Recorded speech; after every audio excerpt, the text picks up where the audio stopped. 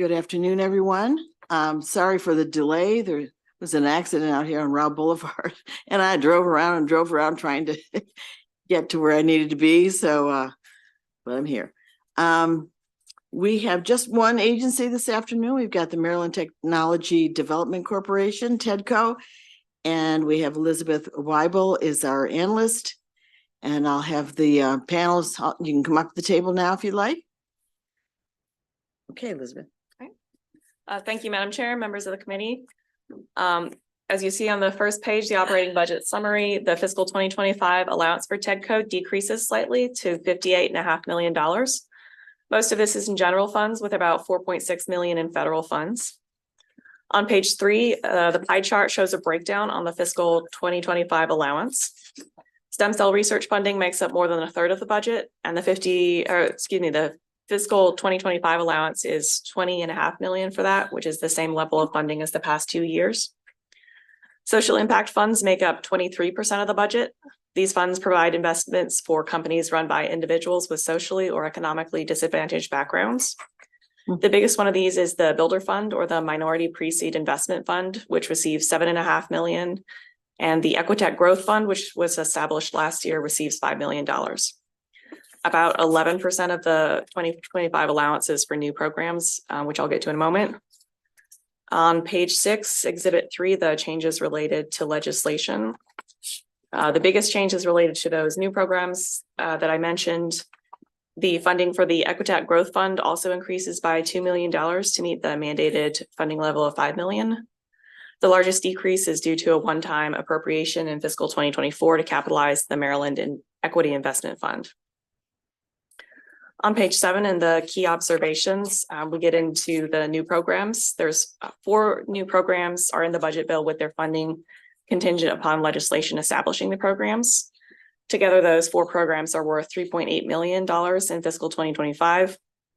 2 of these I'm told weren't actually intended to be contingent on legislation. The Baltimore Tech Hub and the Upsurge Uprise funding can be funded through TEDCO's existing programs, and DBM advises that contingency language will be removed in a future supplemental budget. Legislation has been introduced to establish these 2 other programs, the Baltimore Innovation Initiative Pilot Program and the Pavela Pair Program. Both of these programs would provide funding to companies founded by students or faculty at post-secondary institutions in the Baltimore area. These are similar to the existing Maryland Innovation Initiative, or MII, but would make more institutions eligible to participate. Exhibit 4 on page 8 has a table of the institutions that are eligible to participate in MII, the MII pilot program that was active in fiscal 23 and 24, and the proposed Baltimore Innovation Initiative. On page 10, you'll see that DLS's recommendation is to concur with the governor's allowance. That concludes my presentation, and I can take any questions. Oh, short and sweet. Yep. Thank you. Good job. Okay, welcome. Troy, nice to see you. Good to be seen. How you doing? Thank you, Madam Chair, members of the subcommittee. My name is Troy Lamel Stovall. I serve as the CEO of TEDCO, and I'm here with a number of, I'll introduce the panel here. I have a number of our leadership team here. So I want to thank them for their help. But most importantly, I have my spouse here who's also here. So, you know, she's here. So she knows you do work. Yes, that's exactly why she's here. That's why she's here. Thank you for that, analyst. We really do appreciate all the work you do for us and with us, and we appreciate the work, and we concur with everything, obviously, that was said there. Madam Chair, members of the subcommittee, you know, TEDCO just recently had an economic impact study completed. We're still working through the details of it with our friends over at the University of Baltimore. And that study came back. We've been around for 25 years, a little over 25 years now, and we've had almost $3 billion of economic impact to the state of Maryland. If you put that in another context in terms of the monies that the state has put into us, we're looking at almost a 20%, 20+% IRR, which is a significant return on the investments that the state has put on to us. But I think another way to view this impact is also to look at what we've done in certain communities that we serve. And if you look at the venture capital industry across the United States, last year, 0.3% of all venture capital dollars went to an entity started by someone of color or a woman, 0.3%. At TEDCO in fiscal 23, which we coincide the fiscal year for the state, in fiscal 23, almost 60% of our investments went to an entity started by someone of color or from our rural areas or woman. And so we're very proud of these types of numbers and the continued our impact that we're having on the state. But we know there's always more that we can do. We're always asking ourselves the questions. We keep asking ourselves the questions. And the questions we're asking ourselves is how do we access additional funding through some federal efforts that we know we need to access to? How do we continue to serve and bring these types of opportunities to communities that but for have not had the opportunities? How do we continue to make sure that we're being accountable as good stewards to the resources that are provided by you and the governor? How do we look at our efforts? You're going to hear from our friends at Stem Cell and MII. And with Stem Cell, how do we continue to find new cures that attack these diseases that we know we can have? And at MII, how do we continue to accelerate the work in our tech transfer with our 5 research institutions? How do we begin to look at markets that we've not been in, particularly like the Hispanic market that we know we could serve better? And most importantly, how do we also look at ourselves? How do we look at ourselves and invest in our team at TEDCO, the team that we call One TEDCO? How do we invest in them to make them even better so that we can do what we like to say? How do we continue to scale what we do? How do we continue to stitch together the ecosystem in a better way? How do we storytell in a better way so that we can lead to a level of stickiness of these companies that are started and stay here in Maryland? So let me speak to the budget. And so the budget has in it some of these elements that were added that were brought up here for a few moments ago. And we've talked about this with some of your other colleagues. So you may be familiar with the Pavlopere Innovation Act bill that the governor has introduced. That will create 2 new efforts in TEDCO. One will be a PAVA fund where we will look to award $50,000 to 9 student entrepreneurs that are in the Baltimore MSA. And again, there's a number of the schools. These are all the schools at MSA. And the MSA, again, does not stand for the Maryland Stadium Authority. I know sometimes that gets stuck here. That's the Metropolitan Statistical Authority. It's the census definition around Baltimore, which includes Cecil County. So it includes the traditional definition, but it also includes Cecil County. And so as any student that's attending a full year or a 2-year institution will be able to go through what, and the details are still being worked out. But we're taking on the spirit of Ms. Lapierre, who was a student entrepreneur at Johns Hopkins. So any student at a 2 or 4 institution will be able to go through this process that we will set up with our friends here in the MSA, and there will be 9 $50,000 awards that will be presented. We're working with entities like Upsurge and other entities in the MSA to also stack other opportunities and other resources on top of that $50,000. That money is, I think, indefinite in the budget, and it's going to be part of the Baltimore Tech Hub that I'll talk about here in a second. Also within the PAVA bill is a creation of the Baltimore Innovation Initiative. Again, you're going to hear from our friends at the representative from the Maryland Innovation Initiative. Just as a reminder, that is literally a world-class program that takes our 5 research institutions, that being College Park, University of Maryland, Baltimore County, Johns Hopkins, UMB, and Morgan State, and we help to accelerate the tech transfer out of those institutions. It's been extremely successful. And so, but we've done the last 2 years because of support from the legislator, from the governor. We've been experimenting with how can we take that idea, because innovation does not begin and end at those 5 institutions. How do we find ways to touch the other institutions of the state? So we've been doing a pilot, or MII has been doing a pilot with Frostburg and Bowie State to think about what ways, and we've done some pretty cool stuff there around cyber as well as entrepreneurship at both of those institutions. So the PAVA bill creates the Baltimore Innovation Initiative, which will be an effort looking at, again, all the 4-year and 2-year institutions in the MSA. How do we find that innovation and entrepreneurship at the faculty and staff levels, not tech transfer, faculty and looking at innovation and entrepreneurship. So we're really excited about that opportunity. Also include, now that's in the PAVA bill, but also included in this support for the Tech Hub. But again, the Tech Hub was a designation that through the leadership of Mark Thomas at the Greater Baltimore Committee, Baltimore is now one of 30 communities around the country that have been designated a tech hub. That means basically 2 things. One is Baltimore will go to the front of the line for all federal opportunities that are being presented across the country. But also what's happening right now at the end of this month, the group that Mark has put together, which includes TEDCO, is submitting a proposal for a $70 million planning grant that has to be a $7 million grant. They've more than met that $7 million, and part of that $7 million match is flowing through TEDCO. So these efforts that I'm talking about with BII, as well as the Power Fund, as well as 2 other ones I'll talk about, will be part of the match and the commitment that the MSA is making. The other two areas, that are going to be support, I mentioned Upsurge already. Upsurge will have $840,000 that will be coming through TEDCO in support of their Uprise effort. Uprise is going to be, and you'll hear from Sherrod Davis, the CEO of EcoMap here in a second. Uprise is our effort to bring together all the resources that an entrepreneur needs in a way that they have access to without them having to hunt them down. And also layering on top of that some educational opportunities. So the plan is to build this Uprise effort through the technology at EcoMap and then eventually scale that to the rest of the state.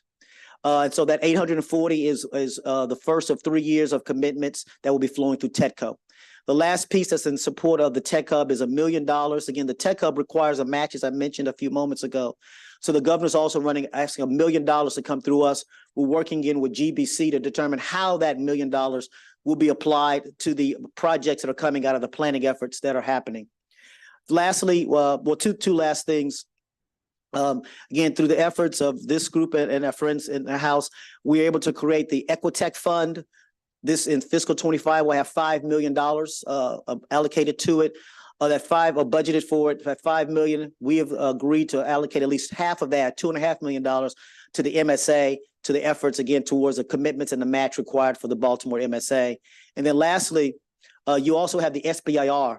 This is one, if all due respect to all these other ones, this is the one we're actually the most excited about. So just a reminder, this SBIR, STTR is a federal program that provides early stage capital to early stage technology companies, non-dilutive. In other words, they don't take equity positions from the federal government. 20 other states match those funds. Maryland does not, as of yet, match those funds. So the governor's put $1.8 million into our budget, 1.3 for the match, $500,000, which will go support our SBIR lab, which, by the way, is one of the best in the country. Most of the women and people of color that go through our lab have a 3 times potential of getting an SBIR or STTR after going through our TEDCO lab. So that $500,000 will allow us to scale that to the points that we've been able to try to get to. So look, as I close and I introduce the panel, let me go back to the Tech Hub and then go back to something I said. Even though, and I hope I don't get myself into trouble here, the Tech Hub is designated the Baltimore MSA Tech Hub. We really have to start thinking about this as the Maryland Tech Hub, because the opportunity, yes, from an EDA, you have to have a primary benefit in the Baltimore MSA, but there's nothing that stops us from connecting all the resources that we have in the state in support of that and creating secondary benefits in other parts of the state.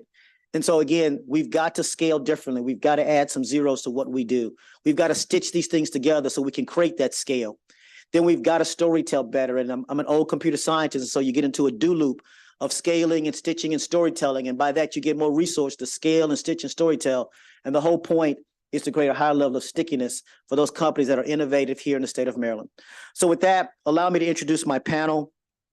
I have Sherrod here, Sherrod Moore Davis, from EcoMap. He's the CEO of EcoMap. And I've been saying Pava's name here. Pava Lapierre was a young lady who was taken from us a few months ago. Pava and Sherrod were co-founders of EcoMap, and so you'll hear from him.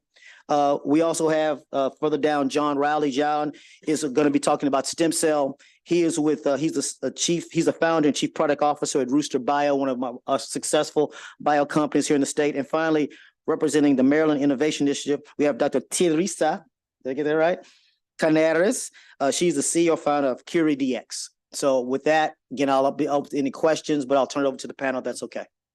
Sherrod. Perfect.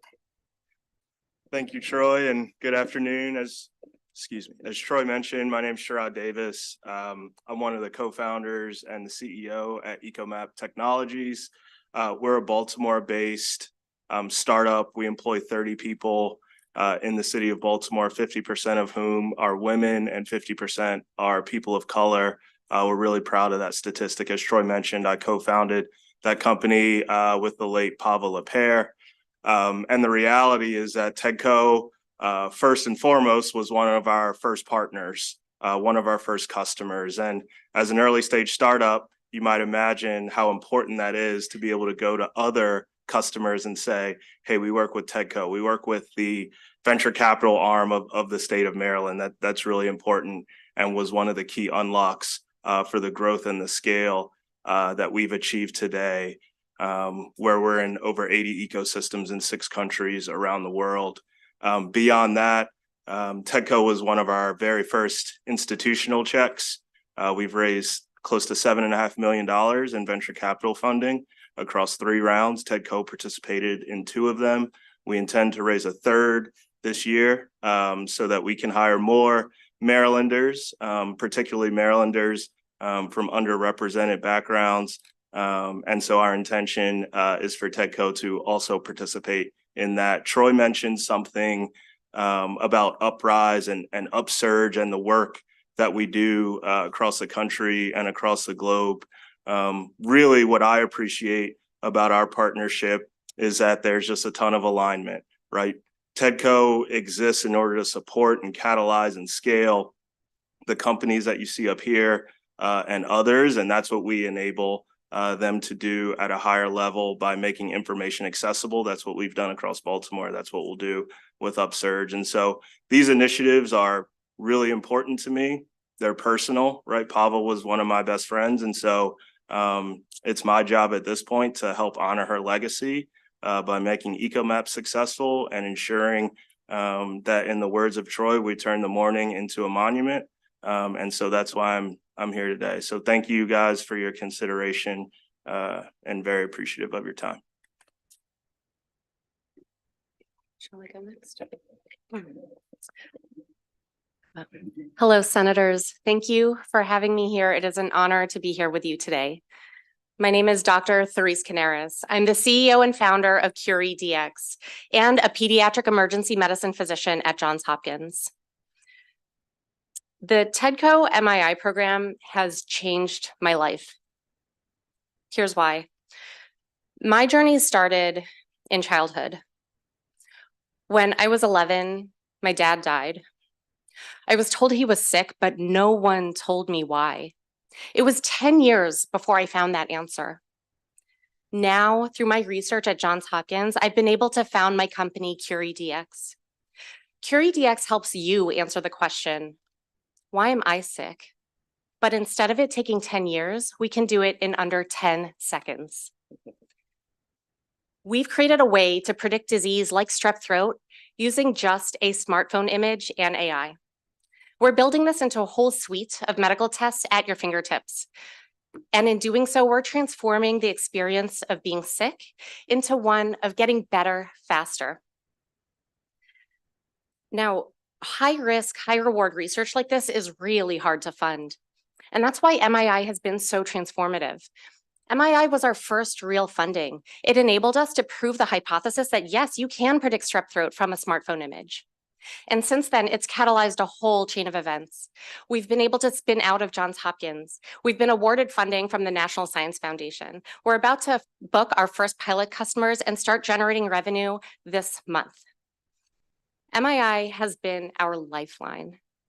And as a proud Marylander, we are leading the charge to harness this powerful technology and completely transform healthcare for all. Thank you. All right, and I'm going to wrap this up. Thank you very much. It's a real honor to be here today to address you and share my perspective as a biotechnology entrepreneur on the impact that the Maryland Stem Cell Research Foundation, part of TEDCO, has had on the company that I started 11 years ago, which is called Rooster Bio. So I'm the founder and currently the chief product officer. And we were started in Frederick, Maryland, in the local technology incubator that you may be familiar with called FITCI. And we're really, at the center of what I consider the biomanufacturing hub of Maryland, down there at the 270 corridor. So our mission at Rooster Bio has been to radically simplify the incorporation of living cells into next generation products. So we're not a therapeutic company, but we supply therapeutic companies with what was 11 years ago when we started, first in class standardized stem cell products with biomanufacturing solutions to get them into the clinic 10 times faster, 10 times less expensively, if that's right. While meeting all of the very rigorous quality standards that the FDA puts forward. right? And so we've been doing this for, again, about 10 years. And now we are part of, our technology is incorporated into multiple clinical trials that our customers are running. They've treated at least 150 to 200 patients to date with these clinical trials. Our most advanced customers getting into phase 3. So our technologies are having an impact on customers and patients today. Over the years, we've increased our footprint from initially 500 square feet to like 2,000 square feet within the incubator. We'd actually gotten a small TEDCO grant to help advance our manufacturing back in maybe 2014. And then we graduated in 2017, and we currently reside on the corner of 270 and I-70 in about a 19,000 square foot facility. Over the years, we've generated tens of very good paying jobs. We've brought in about 25 million in venture capital from outside the state into the Maryland ecosystem, and we've generated tens of millions of dollars in revenue every year, again, helping customers develop products and get them into clinical development with scalable manufacturing built in. Our success would not have been possible without the Maryland Stem Cell Research Foundation funding. Over the years, we've gotten 3 different product development grants. Out of those 3 grants, we've launched 4 very novel and innovative products, ranging from large-scale standardized stem cell banks to specialty media that is used in the clinical production of these therapies. We're currently working on our 4th Maryland MSCRF grant, which is on the new manufacturing grants, which is allowing us to make an aseptically closed manufacturing process for stem cell exosomes, which should double the yield from every manufacturing process launched, essentially cutting the cost of goods in half. And that's essentially what we do, is we help people scale up, reduce their costs, and not just develop a product, but develop a business model along the way. So to wrap this up, MSCRF did help fund our some of our product development, our manufacturing, and the commercialization of these products. And not only has it helped promote our growth and success, but I believe also the general growth and success of this cell culture technology cluster that we are developing along the 270 corridor. So thank you very much for your attention, and I hope for continued funding. Thank you. Thank you. Any questions from the committee? I've had a chance to discuss some of this with you before, and it's all very exciting, and I think the future of Maryland is really bright with all the great minds we have working together on this. So thank you for the update. I don't see any questions around the table, but